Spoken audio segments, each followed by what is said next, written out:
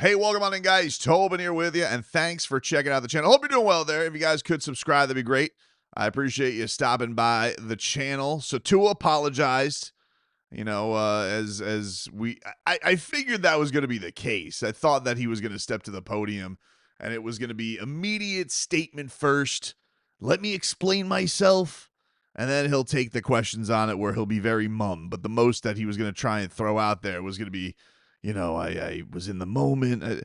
Nothing that was said. I think as far as apologies go, I give it like a 7 out of 10. I think that he hit most of the right notes. Did he try, some misconstrued in the media and all that stuff?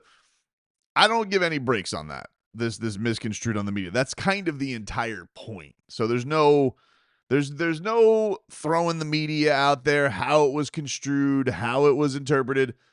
That's literally the problem. Like, I don't think that and you kind of made this point. My teammates know that the intention was good, but that I needed to go out there and I needed to protect the team. So I'm glad that he got the grasp of the problem. I just think if it could have gone without the that wasn't my intent, it doesn't really matter, dude. Like, the damage is done. Like, that's the whole point, is we're sitting here and we're wondering, like, hey, why would you go there and just add more noise to what's already a very noisy situation for the Miami Dolphins? We're sitting here at the record they're at. They're going to go take on another 1-5 team. So we got ourselves like another Jet showdown where it's like the battle of the unclean, these two teams. And whoever comes out on top, I guess, is a little less embarrassing. And whoever doesn't, I mean, I do wonder if this is a little bit of a, coach's job on the line, loser leaves town match between Stefanski and Mike McDaniel. There's some weird stuff going on in Cleveland with Stefanski, Leroy being as in tune with he is over there. And it's like, it kind of feels like there's maybe not a through line with who should be playing, why guys were traded, him and the GM, where things are at, the reason they traded Joe Flacco. You guys saw the whole Mike Tomlin thing, making fun of it. He would no comment it. So it's possible that this could turn into something there. I'm not really sure. I don't know, where this all goes from here. But as far as Tua, yeah, he had to. I appreciate him stepping up and taking accountability for his ridiculous comments after the game.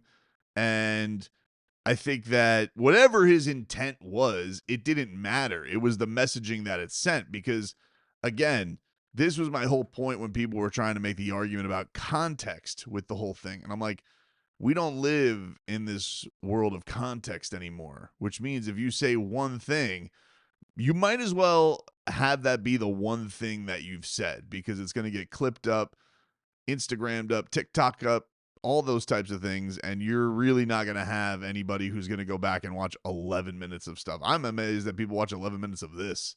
So when people say that type of, it's like, yeah, you could use that, but you need to know that, like, just because you said something 4 minutes ago doesn't mean that what you're saying here isn't inflammatory and isn't going to get everybody all riled up and crazy. And it's interesting. I was reading some comments from Jack Jones, who told this to Chris Perkins of the Sun Sentinel, who you guys can catch as well on Game Day Uncensored. Perk and Omar Kelly joining myself and Solana during our 4 hours of pregame coverage for the Miami Dolphins. But Jones had an interesting comment on this, because he had some people, like, I think Jalen Phillips came to bat for him, and he goes, I know to his heart, if he did say anything, it was with good intention.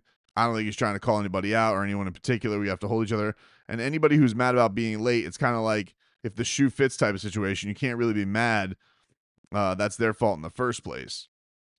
Which, I get that. It's kind of like, if you feel like he's talking about you, then he might be talking about you.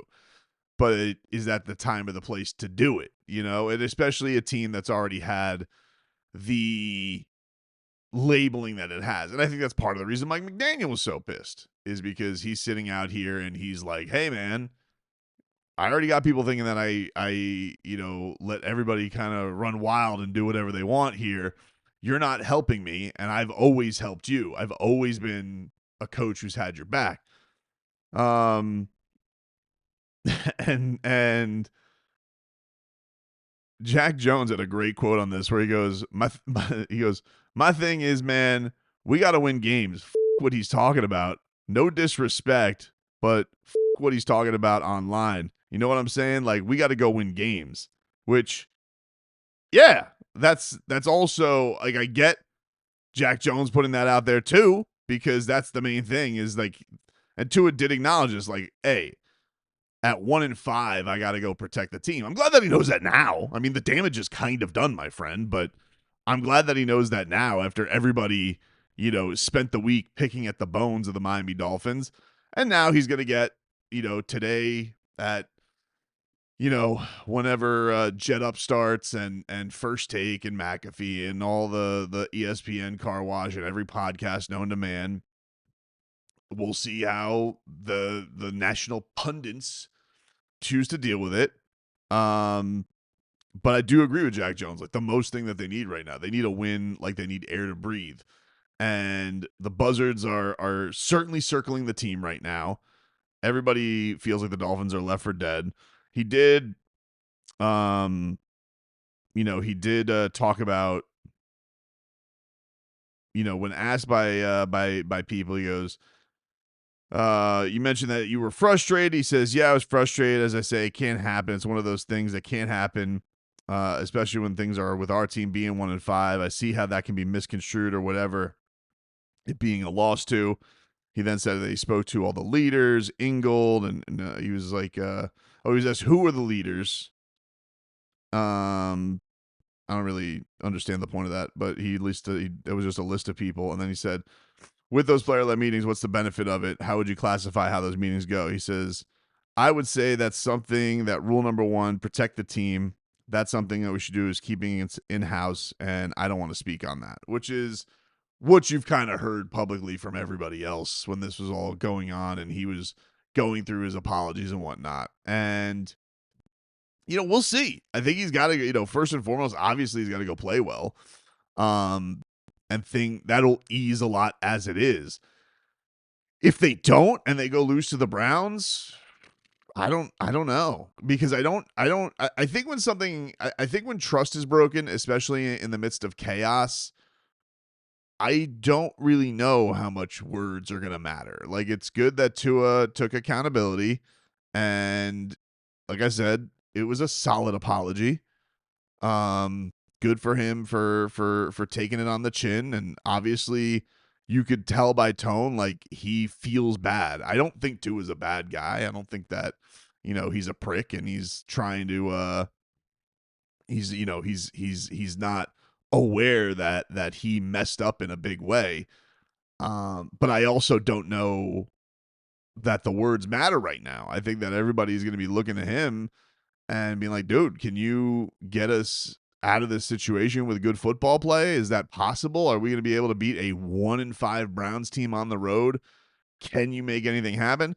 And if he can get a win, then people will be a lot more forgiving. If he cannot, and things just look even more chaotic and look like they're spinning out of control, yeah, it's definitely a possibility that it could get worse. There's a possibility that the coach loses even more trust. I'm sure you'll get a guy who's more short with his answers after a loss. But, man, I don't want to call it a must win because it kind of feels pointless at this, but they need a win like they need air to breathe just to ease some of this around the team, just to get through the rest of the year.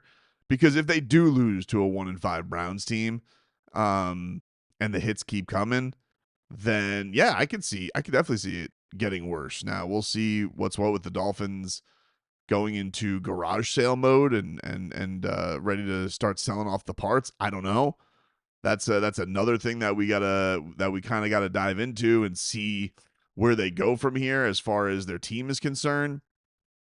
But yeah, overall, good for Tua. The words are said.